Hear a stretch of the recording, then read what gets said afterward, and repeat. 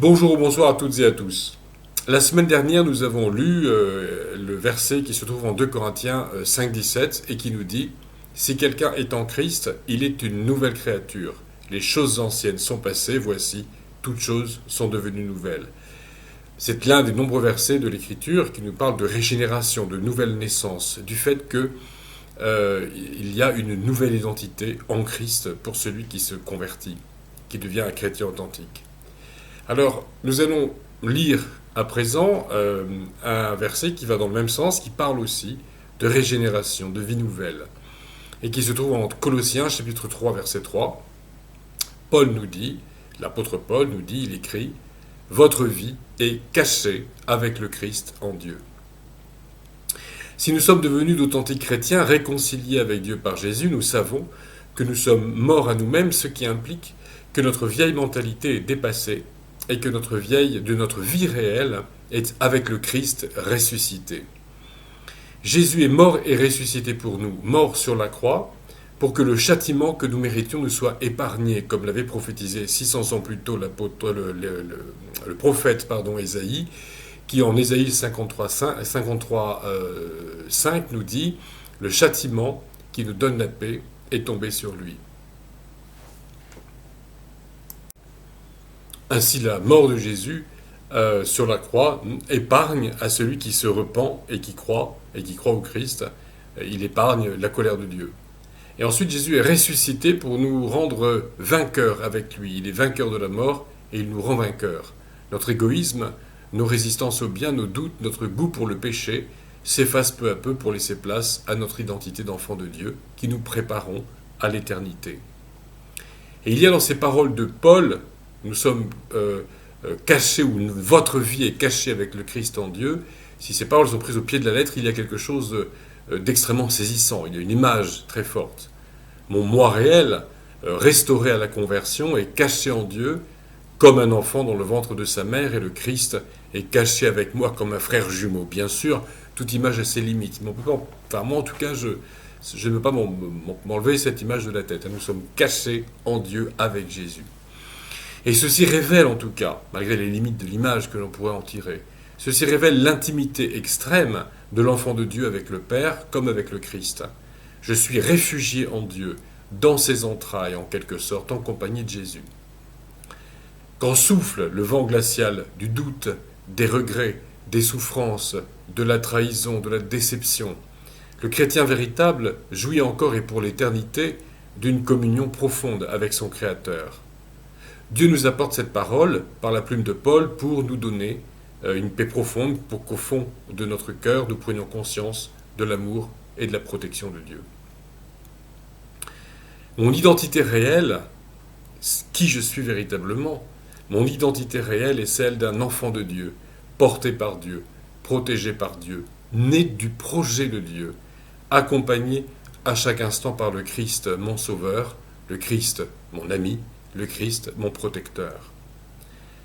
Alors il convient bien sûr ce verset, pour éviter justement d'aller trop loin dans l'image ou de rester dans une image qui serait un peu trop mystique, il convient tout de même de remettre ce verset dans le contexte de l'Épître aux Colossiens, au chapitre 3, dont je vais lire à présent les 4 premiers versets.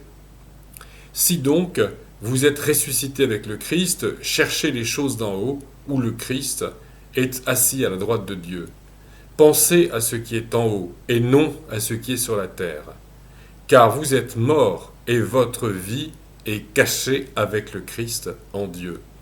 Quand le Christ, votre vie, paraîtra, alors vous paraîtrez aussi avec lui dans la gloire.